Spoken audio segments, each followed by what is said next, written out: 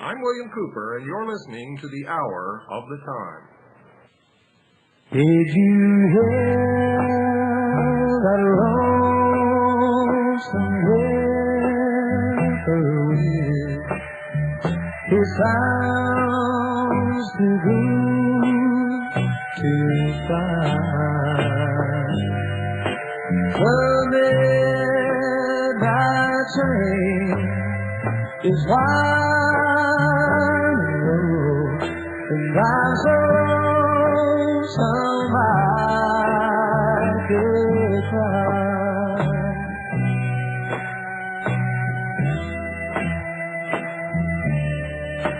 Did you ever see a night so long when time goes falling by? The moon just went behind the clouds, and I'm so come Well, folks, we've got quite a show for you tonight. So sit back, relax, make sure you have your usual pencil and paper beside you. And we're going to be talking to someone who has an extremely interesting story to tell us. Now, as always, I'm going to give you my standard admonition. This show is brought to you for informational and educational purposes. Something is going on. We don't know what it is. We need to find out. We need to get everybody interested in what is happening.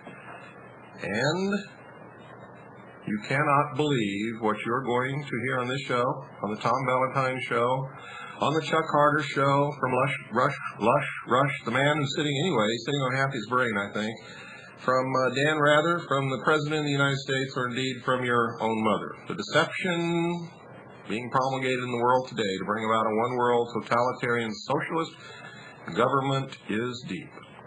So, we believe that people are being either abducted and played with, their minds. A lot of people think that this is an extraterrestrial thing.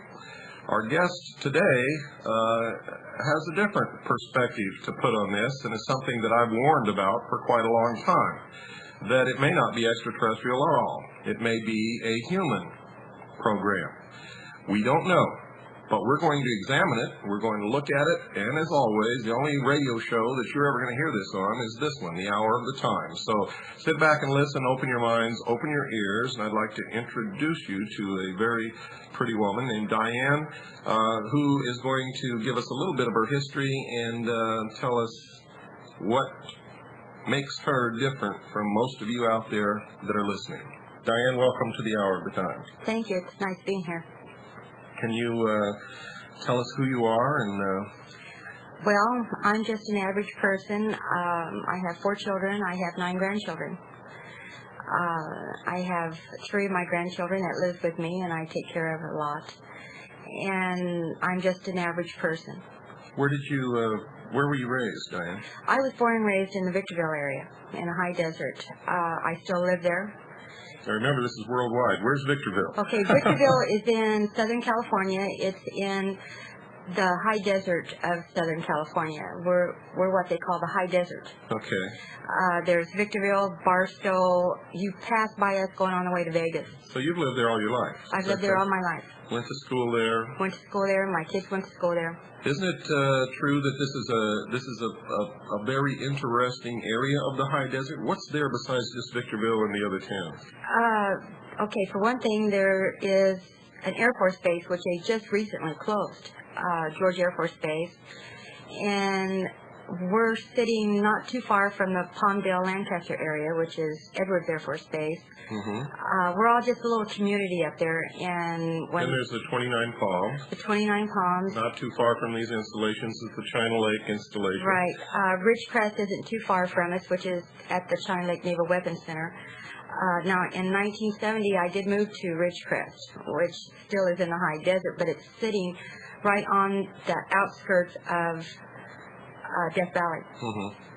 But what makes this very unusual is that all of these installations, even George that is closed, was heavily involved in some of the most super secret projects that have ever been carried on in the borders of the United States. Is that correct? That's correct. When did you first realize that something had happened to you in your life that needed a little bit more examination than what you had previously given it? Well, I'll tell you, in 1972, I had seen a gray standing in my yard one night. I've told people this for over 20 years. By gray, what does this mean? An alien. Mexican? Canadian? No. He's, at first I didn't know what he was. I thought it was just a man in my yard. And I was going to the grocery store one night, and I walked out to my car, and it was dark, and he was in my yard. He was just standing there looking around at the ground and at bushes and stuff. I've told hundreds of people about this over the last 20 years. I have a lot of conscious memory of a lot of things that's happened to me, and I've told people for the last 20 years. Mm-hmm. And as usual, when you tell people about things like this, they kind of raise their eyebrows at you or kind of frown at you, and they think you're crazy. But all I could do was just tell people what I'd seen and what had happened to me. So that's your first experience? No, the first experience that I was like when I was 8 years old. There was a woman in my bedroom. But you didn't remember that until years later? Yes, I did remember it. Oh, you did? Okay. I told my parents about the woman in my room the next morning, and they didn't believe me. They told me I was dreaming. And I said, no, I wasn't. I said, there was a woman in my bedroom. And I always called her the Lady in Purple. What did she look like, Diane? She was tall, close to 6 feet tall. She had long black hair. Go ahead. She had blue eyes. Her skin was real pale. It's like she hadn't been out in the sun very much. Mm-hmm. It was like a long purple dress or an outfit that she had on. But the one thing that I noticed that she had on her dress was it was a red patch, and it was like a half-coiled snake on the patch, and the head was turned sideways and the tongue was sticking out of it. Of the emblem, not the woman. Of the emblem, right. Yeah. I was taken to an underground facility at George Air Force Base when I was 8 years old. Was this in conjunction with this woman who came into your bedroom? Right, she was the one that took me there. And I seen children in glass boxes, and they tried to put me in a glass box. And what happened?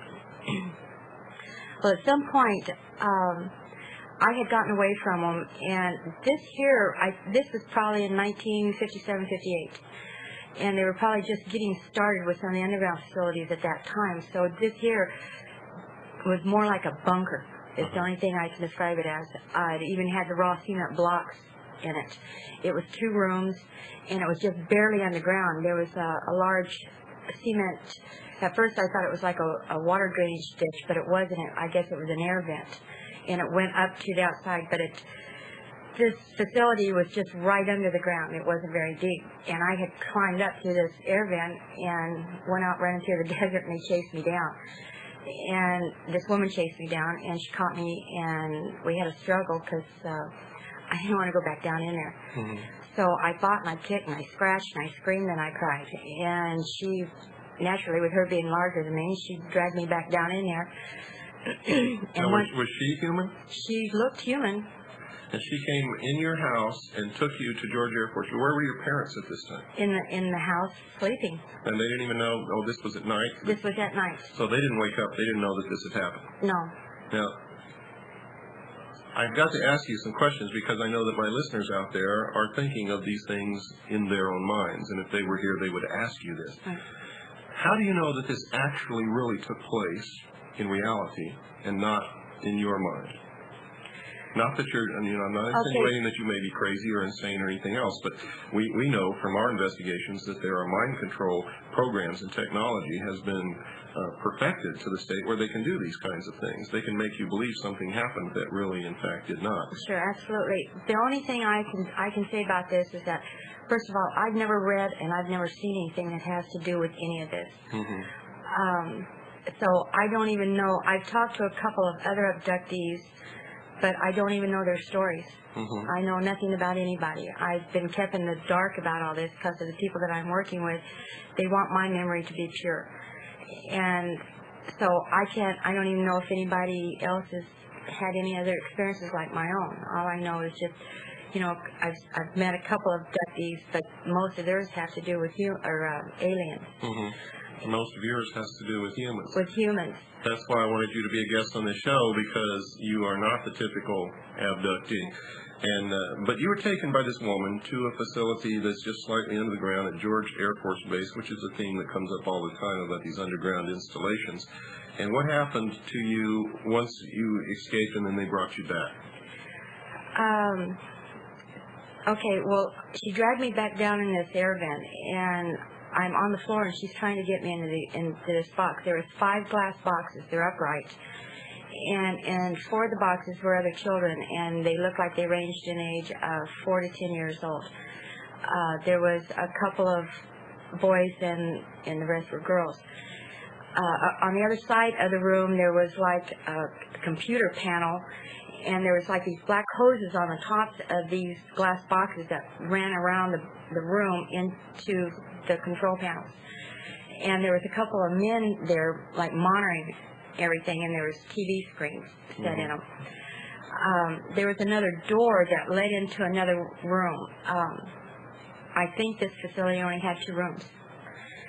And I'm screaming and I'm kicking at this box, and I'm telling this woman I'm going to break it because I wasn't going to go in it.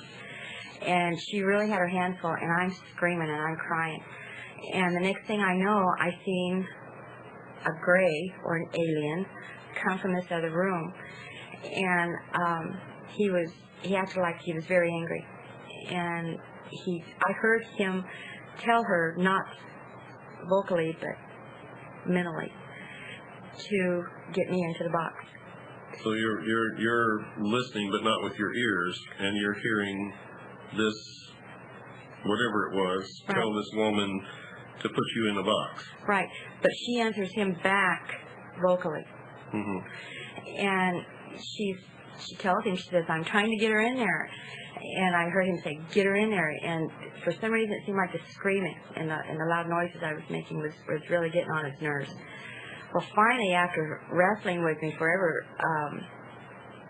I heard him tell her, he says, forget it. He says, take her back because we can't control her. Mm-hmm. And I knew at that point I was going home. So did you? I went home. And then what happened? That's when I remembered the woman actually being in the room. And she told me, she says, I'll be back. So, now let me see if I've got this now. You were in the house at night. Right. And they took you out to this underground installation, and these things that you've just described happened, right, and then they took you back, and then that's when you remember seeing... That's when I actually remember seeing the woman, was after she brought me back. Okay, so you don't really know how you got there. I don't know how I got there. Okay. Then what happened? Well, did you tell your parents about this? I told my parents about it the next morning, and they didn't believe me. Are they still living? No, both my parents are deceased. Did they ever discuss this with anyone else? No, I've told lots of people about the woman in purple, because that's what I called her. I didn't know what her name was. I didn't know who she was, and so I just associated her with the dress she had on. I always called her the lady in purple, and I've told hundreds of people since I was 8 years old about this. Well, since you were 8 years old. Right. So it's long before all these other right, things started happening. Actually, nobody started coming out and talking about abduction experiences until Betty and Barney Hill, Right. back in the, I believe it was the late 60s. But you were talking about this before then to people. Right. Okay. I kept calling it a bunker because I didn't know what to call it. I thought it was a bunker. So there's people in the Victorville area now, or where you live, that remember you telling them about this when you were small? Probably some of my friends over the years that I'm still friends with that I've told to. Because I'll tell you right now, there's a lot of listeners out there, and some of them are in the Victorville in that area, and they're going to be out there asking. I know my listeners because I stimulate them to action, and they're going to be checking all this out. And I think they're going to find some incredible things. I think they're probably going to find that you're telling the truth here, at least as far as you perceive it, and that they're going to find that you have told people this. Okay, then what happened then? How long was it before you had another experience? I had another experience with when I was about 8 years old, being taken by graves. But these are the little guys. These were about 3 feet tall, and they came to my bedroom window and woke me up. They never came into my house, but they woke me up, and I heard them calling my name. And I woke up, and I sit up on my elbows, and I was looking. I could see the bedroom window, and they were telling me to come outside and play with them. And so I got up out of bed, and I went outside, and I played with them. And we had a brick wall around our house, and out behind our house is nothing but just open desert. So they wanted to take me for a ride on their plane. And I go, all right, let's go. So we kind of like sailed up over the brick wall and went out behind, in the desert there, out behind the house, and climbed on board this craft.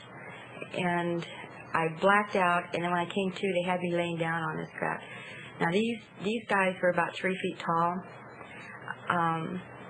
They had on jackets, and they had on like red sashes. Some of them had on white ones, and some of them had on red ones. Now the one thing that I noticed about these guys is that they had the same patches, the same emblem on the serpent, with the serpent as the woman did. You know the significance of the serpent in history? No. Well, all throughout history, the serpent has been used as a symbol of wisdom, and that comes from the experience in the Garden of Eden. In the mystery religions, which we've done over 15 hours on this show about the significance of the symbology of the mystery religions of the ancients, was that they believed that man was held prisoner in the Garden of Eden by God, and that he was set free by Satan, the snake, with the gift of intellect, the use of which man will become God. And this has gone up to the present day. It's called the Luciferian philosophy. It's in the humanist religion. And all throughout history, the symbol of wisdom was the snake. If you'll notice in the old Egyptian hieroglyphics that you'll see a lot of people with a snake on their forehead, the cobra. Well, that was the symbol of the priesthood, who were the keepers of the knowledge, the guardians of the secrets of the ages, if you will. So this snake emblem is not something new. It just didn't pop into the world yesterday. This is something that's been around for thousands and thousands of years. So these people were wearing the same emblem that you saw on this woman's gown. Yes. And she was human, and they are apparently, you perceive them to be extraterrestrial. Right, and they were real small, almost childlike. But once they got me on the craft, there was a machine that, it was like a light. It kind of reminds me of like a big spiral type light. And they brought it down and put it over my stomach, and I started crying. These guys moved real fast. It's like they were doing something that they weren't supposed to be doing. You know, or they were going to get caught doing this. And it was like, hurry, hurry, hurry, let's hurry up and get this done, you know, because we don't have much time. And I started crying, and I told them I wanted to go home. And it's like they didn't even listen to me, and they brought this light down on my stomach, and it hurt. I felt like it was like a big vacuum cleaner. It was like, I don't know if this is going to sound strange or not, but it's like, I felt like they were trying to suck my soul out of me. And then I blacked out. So you don't really know what happened to you on that point. When did you wake up? Were you still there? No, I wasn't there. Where were you? Back home. Now, for those of you out there listening who think that this might be some weird story being told here, this story is being told by people all over the world. not just by Diane. We're not using her last name so that she's not going to be inundated with a whole bunch of people bothering her and butting into her private life. But there are people actively investigating her story, as there are thousands of other people who have come forward with this. But she's talking about extraterrestrials now, but what I'm interested in is getting to the part where humans are involved. And let me tell you, that's where this story differs from most, folks, because in most stories there are no humans. In some there have been, but very few. And it's usually, they usually describe an extraterrestrial species abducting them, taking them up in a ship, cleaning them, undressing them, giving them all kinds of examinations, and they see all kinds of symbology which they describe, and sometimes they're operated upon, and sometimes this involves very strange things of a sexual nature, and but it's very seldom that you ever find someone who has had an experience along these lines involving humans or military personnel or doctors or whatever they happen to be. And when they do, it's in some cases where the person under hypnosis is recalling what happened, and then all of a sudden the alien standing there sort of becomes a human, and we don't know really what this means. Maybe it is mind control, maybe it's not working in some cases, or maybe we don't know. Anything is conjecture. So let's go beyond this experience and let's talk about the times when you were involved with humans doing something to you, which we know all of this is highly illegal. If you wanted to get down to the legality, you could call the sheriff, and a lot of people would be in jail if you could find these people. So what happened? Did this take place later in your life with humans? With the humans, now, under hypnosis, I have undergone hypnosis probably about a half a dozen times. It seemed like it opened Pandora's box for me, and I started remembering through flashbacks and through conscious memory, which to this day I'm still remembering things. But in 1970, I moved to Ridgecrest with my husband. I was married and I had children. I can remember I didn't undergo hypnosis when I remembered this, because I remembered it the next day when I lived there. But I had two Navy men in a Jeep come to my house one night. Now, my ex-husband worked for the phone company, and he still does. But at that time, they were sending him up north to go to Manteca to go to school. So the kids and myself was at home by ourselves. We'd be there for 2 to 4 weeks at a time by ourselves. And this is one of the times that they came and got me, was when he was gone. And so were these officers, enlisted men? I don't know. How do you know they were Navy? They had on white uniforms, Navy. Navy uniforms. Navy uniforms. The only thing that they didn't have on their uniform, there was no name tags, there was no stripes, there was nothing. But being, living in a Navy town, you get used to seeing Navy uniforms. I assume they were Navy police.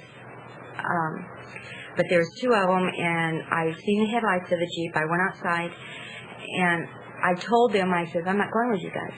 And it was like... Well, what did they originally say to you? I mean, what is the first thing that they said to you? They didn't say anything to me. They didn't say anything? Why would you assume that they came there to get you? I don't know. It makes me think that I've been with them before.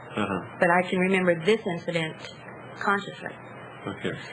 And I went outside, and I seen them, and it was like I recognized them, And I said, I'm not going with you guys. And the one guy says, oh, yes, you are. Get in the Jeep. And I said, oh, no, I'm not. I'm not going. And the guy says, get in the Jeep. And I said, no. And so these 2 big guys just come over and just picked me up and lowered me in the back of this Jeep. They shoved me down on the back seat, and they covered me up with a blanket. And he told me to stay there. He said, don't move. So I thought, okay, so I won't move, because these guys were a little forceful. So we take off, and we go. Once we got on the base, I can remember how we got into the underground facility. We went to a hangar, and by then I was sitting up. I had sit up just right before we came to the hangar.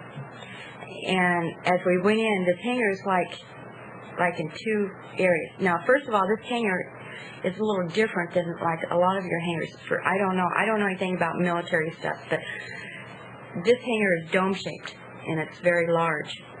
I get the impression the top of it can open. Okay. There's windows up high on it. When we come in on the right side of this hangar, we're almost even eye level with the floor, because the floor starts to slope down like this. I see men working in the road that we came in on. There was like a forklift or a big pettibone. There was men working in there. They had on, some of them had on green uniforms. There was a couple of them that had on camouflage uniforms. They stopped working when we drove in, and they like, looked at us like, what's this girl doing here, And well, it's a normal reaction when a pretty girl drives in a Jeep into a military installation. Well, the two guys that was with me in the Jeep, I heard one of them. By the way, folks, for you young guys out there contemplating going in the Navy, this is not the proper way to pick up a young lady. Remember that. But I heard the one guy tell the other one, he goes, I don't know why they make us do this. And they wouldn't talk to me or anything, but I was just sitting there, and I'm kind of taking everything in. The one I tell you though, I do remember some of the stuff that they were moving on this forklift or this pettibone. There was boxes, there was wood crates, and they had small bombs in them like you'd put on a plane. And they were shaped like bombs. Shaped like bombs. They were white, and they were probably about this long. For the listeners, that's about maybe 2.5 feet, 2 feet, something like that. Yeah, and they were moving them around in boxes. Okay, then what happened? So as we went in deeper to the underground facility, it was like the hallway narrowed, and we came into like an open room. In this room, I thought back and I can't imagine what these guys are doing. I think it's part of their mind control, their little games that they play. But there was a table, a long table set up in there, and there were men sitting behind these tables, and they were dressed in uniforms. One guy he was a big guy, and he looked like he weighed pretty close to 400 pounds. And he had on this brown uniform, which I thought was maybe Army or something, but I thought, this guy looks like he's something out of a World War II B movie, The uniform didn't fit right and stuff, and he just didn't strike me as being military. So we stop, we get out of the Jeep, and he stands up and he comes over to me, and I can't remember what name he gave me, but he says, hi, he says, I'm General so-and-so. Well, I've got really a sense of humor about things, and I cracked up laughing. I started laughing at this guy, which made him mad. I mean, it kind of ticked him off a little bit. Well, I can see how that would make a general mad. Yeah, and I looked at somebody who wanted you to believe was a general. Yeah, and I looked at him, I go, hell, man, I said, you're no more of a general than I am. And that really made him mad. He says, get her out of here. So we loaded back up on the Jeep. And after that point, I don't know where we went after that, on that one incident. But what happened? You don't remember anything that happened? I don't remember anything after that. I don't know. I know we kept going, but I don't remember on what else. But the next morning when I got up, I thought, those two guys in that Jeep was out there last night. And we had just bought this house, and we had no landscaping, and it was just hard dirt and gravel and stuff. And I went out there to where their Jeep was, because I knew no one would believe me. And I looked and checked around for tire marks and stuff like that. I even went as far as pulling my car over there to see if it'd leave tire marks, which it didn't because of the gravel and stuff. But I told a lot of people about that too over the years. And you have no idea what happened? I don't have any idea on that particular incident. Okay. Let's go to the next one. Okay. How old were you when this? I was probably about 22, 23 years old. Okay. Now, under hypnosis, I've remembered some things, and consciously I've remembered things. So, over the years. I remember one incident. I was in a room. This room is very large. It's almost cave-like. It looks like it's been bored out with something. You can see rocks coming out, small rocks. They've cemented in between the rocks, and then they painted. Everything's kind of like a grayish color. The floors are gray. It's cement, but they've cemented in between the rocks, and they painted over it. I'm in this large room. There's humans it's humans in there. They're walking around. I see like a golf cart with two military men drive up and stop. They get out and they're walking around. There's men in white lab jackets moving around. There's two men standing not too far from me that I know that they're working with me for whatever reason. Okay, hold that thought because we've got to take a break. Folks, don't go away. Stay right where you're at. We'll be back right after this very short pause. And it wasn't. You were in the middle of explaining the next episode in your life with these experiences. Can you continue for us, Diane? Sure. I remember a couple of men telling me what they wanted to use me for. They said that everybody on the face of the earth has a certain chemical in their brain that has to deal with the paranormal. At the beginning of time, before man evolved to what they are now, their way of communicating was telepathically, gruntal sounds, that sort of stuff. We had ESP powers. People still have this chemical in their brain, they said, but some people have it more than others. And they said in my position that I had it more than most people. And what they were they said I had the ability to do this stuff, and what they were going to do to me was teach me how to train it, or teach me how to use it and fine-tune it, and they were going to train me on how to use it. And these are humans telling you? These are humans doing this. Well, I told them I didn't want to do this. They wanted to teach me, they wanted to train me for spying, remote viewing, out-of-body experiences, mind scanning, memory scanning, that sort of stuff. And now, we know through our own research that these programs did exist, and they did, in fact, all of the different branches of the intelligence community and all of the different branches of the military experimented with remote viewing, with psychic powers, with the paranormal, with trying to read somebody else's mind, and all of this was directed toward better and better espionage, mind control, brainwashing techniques, and etc. So this is Arizona time.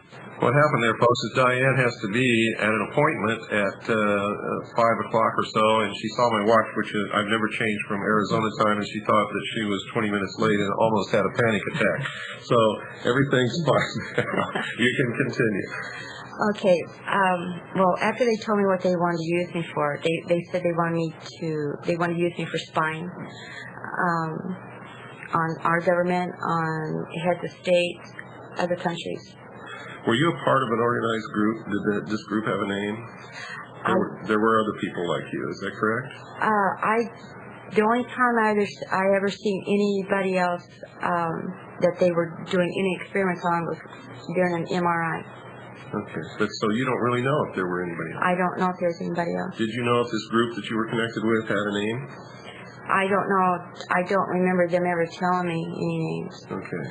But I'll tell you one thing. I noticed that a lot of them they wouldn't talk to me face to face. They'd always turn to the side or they'd keep their back to me. Why? I think it was because at that time Ridgecrest was a small community, and I think these people lived there, and I think they were afraid I'd recognize them.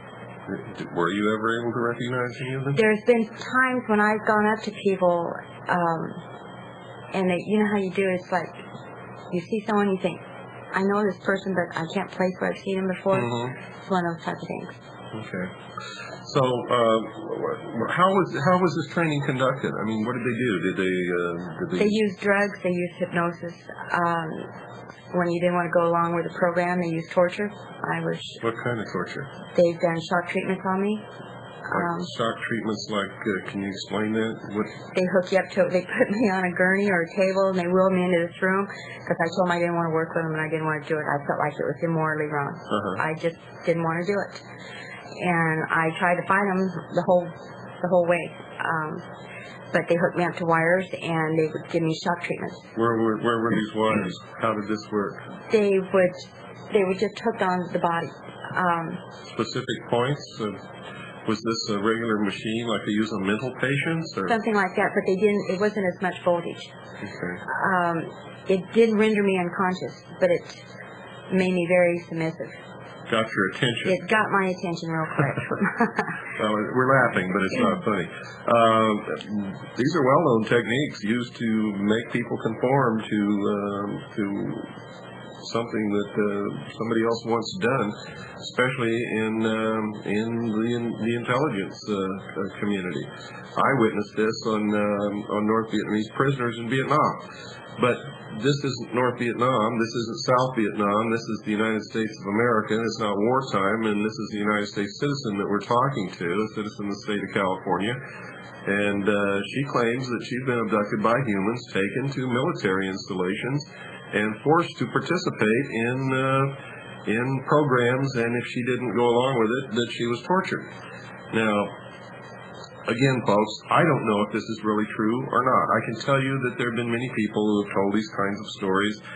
In her case, it's quite a bit different because most people don't remember seeing or being with humans in these abduction scenarios. Her case is very rare because it involves not only extraterrestrials, but human abducting her and playing around with her mind and taking her places, kidnapping, if you will, and forcing her to do things that she was not asked to do, and certainly, probably, I would guess, is this true, you would not have consented to do any of these things, had they? Probably not. Well, I don't know. It's hard to say. You know, I look at it this way. If they'd come up and asked me if I wanted to, I might have done it. But they took me against my will, and then, because I didn't want to do it, then they have to do this stuff to me. But then, to take it even a little further, they had the intimidation factor.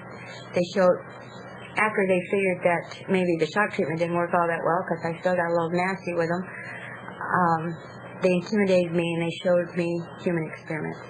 I've seen human experiments and I've seen animal experiments. By experiments, what do you mean? I've seen people in cages at the underground facility there, China Lake. They took me into this room. You specifically named a location, China Lake. We have underground facilities where human beings are in cages. Right. And what are they doing with these people? Okay, these people, there was about 15 to 20 cages, and there was humans in all of them. The man told me that he kept his back to me the whole time, and he's giving me a little tour of the facility there, and he tells me, he says, well, I just want to show you this. He says, because we're not going to be doing this to you, because we're going to be using you for something else, but, you know, maybe we could do this to you, you know, that type of thing. He told me not to go up to the cages, don't talk to any of the people in the cages, and stay away from them. There was a lot of screaming and crying. There was men and women in them. Some of them were screaming, begging me to help them get out of there. I felt really bad. Now, I seen a man, the first man I seen had like an extra pair of arms sewn onto his body at the waist area. I've seen another man sitting on the floor. Now, most of them had on, like, the men had on boxer shorts, and the women had on, like, hospital gowns, the white hospital gowns. And I've seen another man sitting on the bottom of his cage with his head down, and he might have been unconscious, I don't know, but he was sitting up with his legs crossed, and he didn't have an ounce of hair on his body. I've seen a woman that had open sores, big open sores on her arms, and her face was like brown and white, splotchy looking, and she was doing a lot of screaming and crying and begging me to get her out of it. And I just couldn't look at the rest of them because it was just too horrible. Now, other people have described the same scenario. I don't know if you're aware of that. Are you aware of that? No. Other people have described exactly what you have just described to me. It's documented. It's in books. It's in papers. And but when they were shown these things, or when they saw these things, they were in an environment that was totally controlled by, they claim, extraterrestrials. Now, could it be that human beings are performing these experiments and are using some kind of mind control to make people believe that extraterrestrials are doing this so that they'll be ridiculed and nobody will pay any attention to it? It could be, but I'll tell you now, I did see aliens at the underground facility at Tunnel Lake. So you saw... I've seen aliens, so I've seen 3 different species of them now. And let me reiterate again, you're not talking about Canadians or Mexicans. No, You're talking no. about somebody purportedly from some other planet somewhere out in space who are here. I guess if this all turns out to be true, which nobody really knows at this time, what's true or false about any of this. All we know is that there's a lot of people telling these same stories, and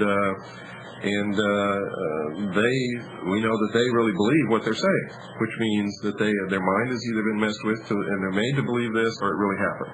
That's what I get out of it. Okay, now let me tell you something about this particular incident. I talked to a gentleman over in the Lancaster area that during the 1970s he worked construction at the underground facility at China Lake. He's seen things at the underground facility. He had a friend of his that was, like you might call one of the doctors there or whatever, that told him. In fact, I hadn't even told him about what I'd seen about the people in the cages. He was telling me what was going on there, and I already had this documented. I had a good friend of mine from Victorville that, she'd been working with me for quite a while. And when he started telling us about this, her mouth just kind of dropped open because he verified the people in the underground facility. And I asked him, I said, what they do to these people in the cages? He says, as far as he knew of, they weren't doing that type of experiment at China Lake anymore. And he said eventually they killed all the people off in the cages. This man really told you that? He told me that. And he worked at the underground facility. Yeah, okay. Now, is there any possibility that when you saw these people in these cages that this was some kind of a staged event to make you believe? It could have been, but if you'd seen the woman's arms, these were big open sores on her arms. I think what they were doing with these people was some kind of biological warfare testing. I think is what they were doing there. Well, we know they've done that before, not just on people in cages, but they've sprayed these things on whole populations. I mean, it's documented. It's in the public record that certainly we have people in these secret agencies who are capable of doing this kind of thing, and whether they have or not is another matter. But this is extremely interesting. For all of you out there who think that you shouldn't pay any attention to this, I'm going to tell you once again that something is going on. We don't know exactly what. If someone has played with this young woman's mind, if someone is playing with a lot of other people's minds, and even if they're not telling what really happened, they're telling what they believe happened, this is serious. If what the story that they're telling us is something that's really happening, it's also serious. There is no, and if we have that many, and I mean there's an awful lot of people around the world, not just in the United States, most of them I believe in the United States, but around the world who claim to have been abducted by extraterrestrials. Some have seen humans in this scenario. This is the first story I've heard where there's been a majority of humans involved in this. Even if all of these people are absolutely insane, we need to pay attention to this because they're all telling the same story. And I'm telling you this folks. I know that you cannot find people in different places over the world who tell the same stories who don't know each other. I mean, it just doesn't happen. Now, you could say that they're all reading the same books or something like that, and in this case, I don't believe that that's happened. And in most of the cases, for instance, in South America, when you find a peasant that can't even read that tells the same story, then there's something going on. In primitive cultures, such as New Guinea, when you find a naked savage who comes out of the forest and tells you that he saw a UFO and little guys took him up in a spaceship, this is serious. And this is what is happening, and it's happening all over the world. So we need to listen. We don't have to believe everything we're hearing, but we better pay some attention to this because something is happening. And whatever is happening is ultimately going to affect all of us in some way or another. Now, you've heard my ideas and theories on all of this before, and you've heard Other people have been through these kinds of situations, and here in San Diego at the Lafayette Hotel, you've heard a series of shows, all of these people talking about basically the same thing. Now, I can assure you, I'm here looking them in the eyes, and they're not crazy. At least the majority. There are some Looney Tunes running around here, I can assure you of that. People with pyramids on their heads and and other things that we won't get into. Diane, how's this affected your life? What has this done to you? I think it's made me a little stronger person. One thing that I haven't let this do is consume me. I have other outside interests other than this. I've always wanted to know why they've done this to me. Not only was I taken, but my 3 children were taken when they were small. I don't think that anybody has the right to come into your house and take you against your will and experiment on you. As an adult, I can fight back to a point, but small children can't. I just want a stop put to it. This is happening to children, isn't it? This is happening to children. In fact, I've talked to different people about children in boxes and glass boxes and stuff like that. Did you meet Alex, the little boy that's here? No. Who's telling, frankly, just about the same story, only he didn't see people in cages and they weren't human, but they were extraterrestrial, he claims, and he's just a little boy. I mean, he can't be any older than maybe 8 or 9, 10 years old. Well, I've had a couple of people tell me that they know people that has worked in these underground facilities that worked on children in boxes, in these glass boxes. I had one man tell me that he knows of a guy out of Canada that eventually he got out of this black project because it got to be a little bit too much for him. But he said they worked extensively on 8-year-olds. And what's the purpose of that? I don't know. Some of these children, they murder, they keep and train them, or they just experiment on them and stuff. A lot of your children that's on milk cartons, they're not actually just missing kids. Our government is going in and taking kids off the streets and taking this. I had an attorney.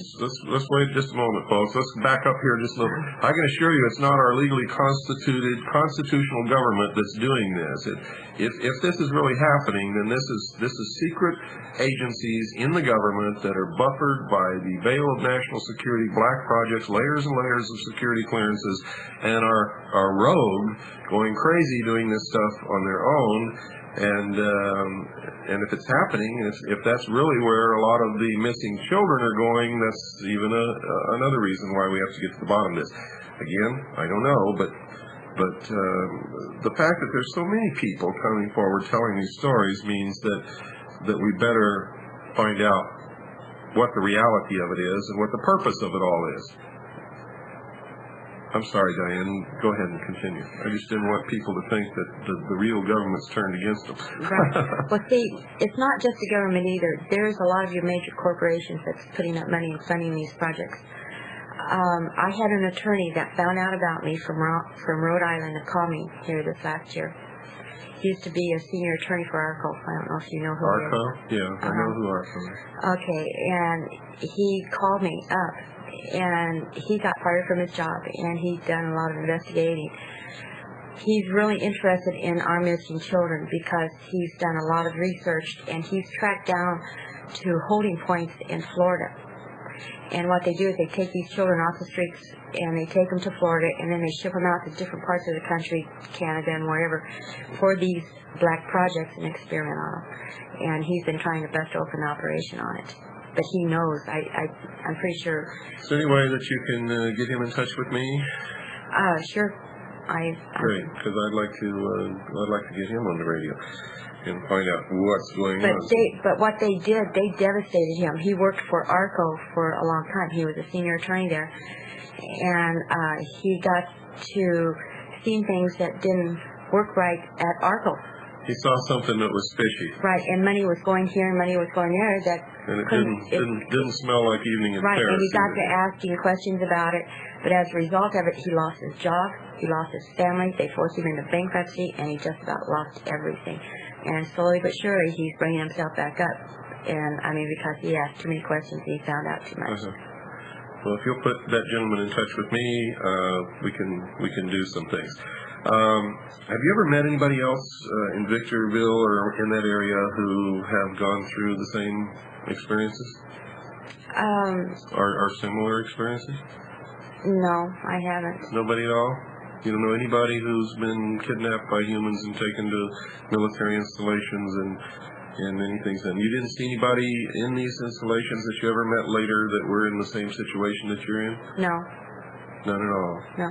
The only time I ever seen humans that looked like they might have been experimented on, which they weren't really hurting them, was they were doing MRIs on them.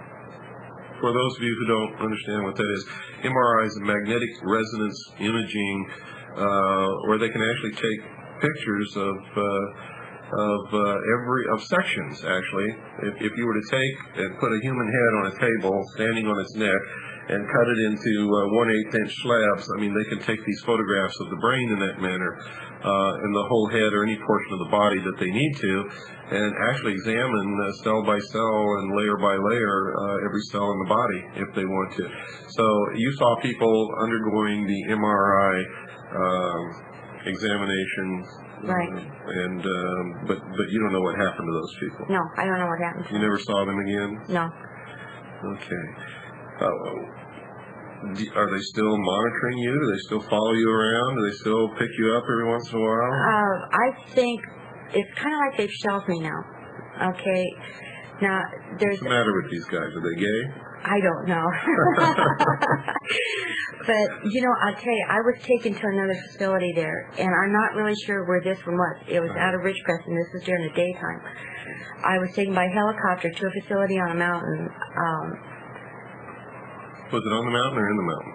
on top of a mountain, but it went down into a mountain. We went down. The helicopter landed on this big cement area.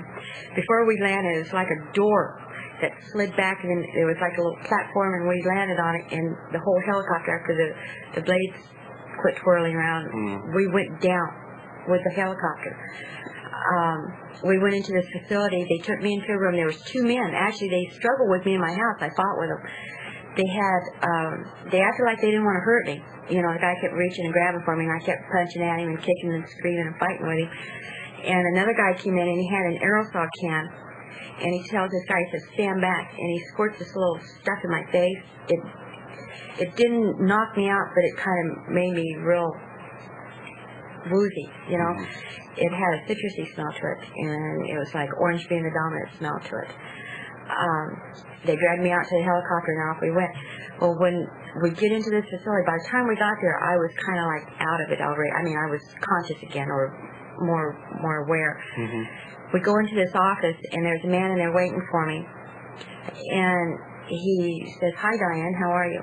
And I look at him, and I won't tell you what I told him what he could do with his building, but he started laughing. He starts asking me questions that I didn't understand, because I thought these guys were associated with China Lake, which now I don't know who they are. But he started asking me questions like he didn't know what they were doing. He asked me, he says, what have they been doing to you lately?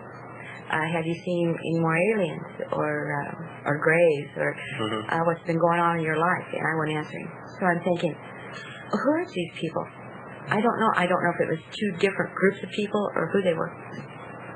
Now, why do you think they ever picked you in the first place? I mean, your first experience was with what you believe to be extraterrestrials, is that correct? No, humans. Humans. Your first experience. Yeah, see, I can go back. And then you began to see what you perceive to be extraterrestrials, is that correct? Just in my yard. I've seen the one consciously in my yard that I've told people about. I've seen a couple of different types of species, though, at the underground facility at China Lake. I've had what they call a reptilian in my house. I've seen that. I've seen a reptilian at the underground facility at China Lake. And what is this that you're talking about? The reptilian he's different than a gray. Some people, I'll tell you, as far as I'm concerned, a reptilian is nothing more than a giant lizard type creature. He's been here before man. He's not from outer space. He's the one that I've seen. He's very dark in color. In fact, I nicknamed him a little black guy because I didn't know what to call him. He stands between 4 and 5 feet tall. Very sharp teeth, big gold eyes. He growls.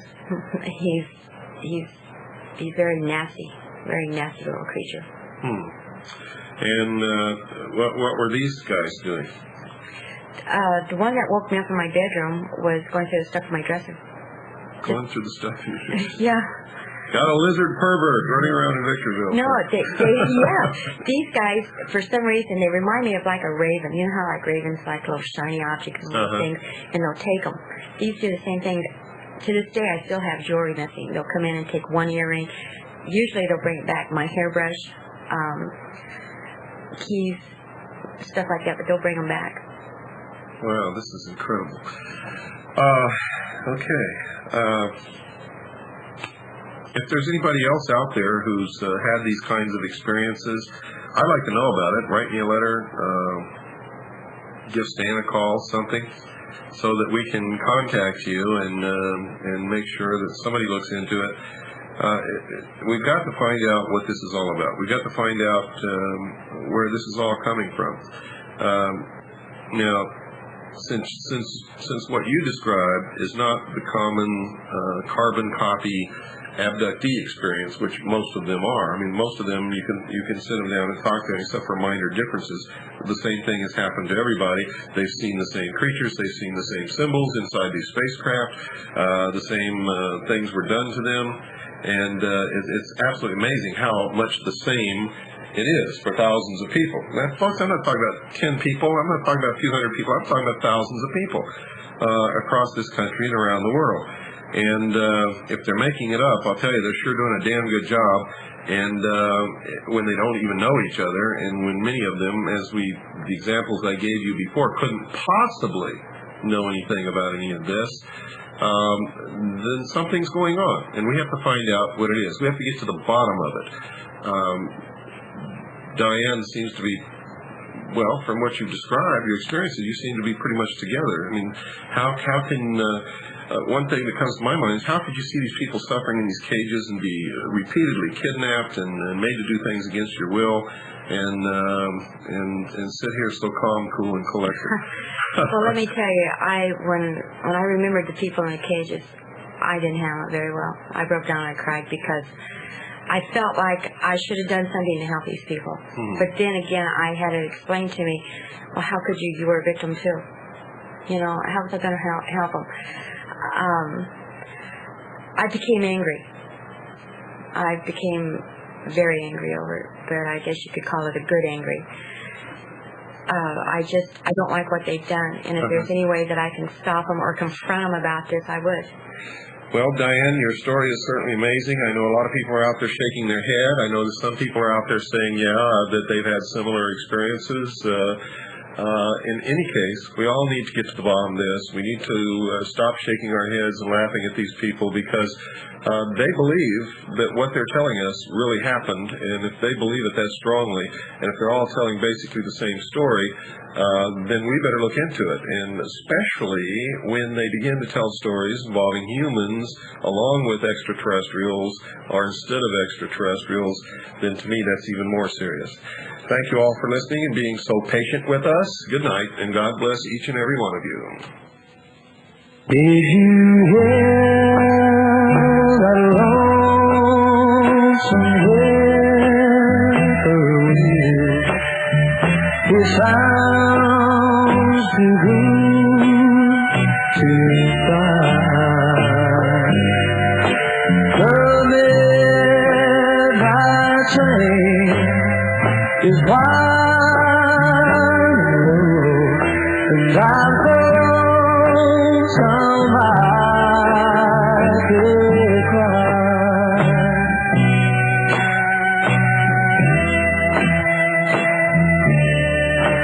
Did you ever see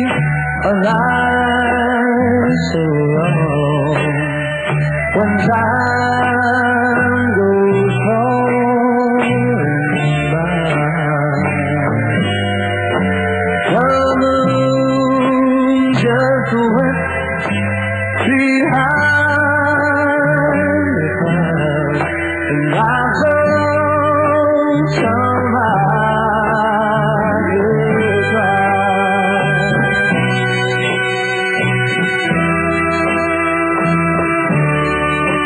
Did you ever see a robin leave when leaves begin to die? That means he's lost the will to live, and I'm so somehow could cry.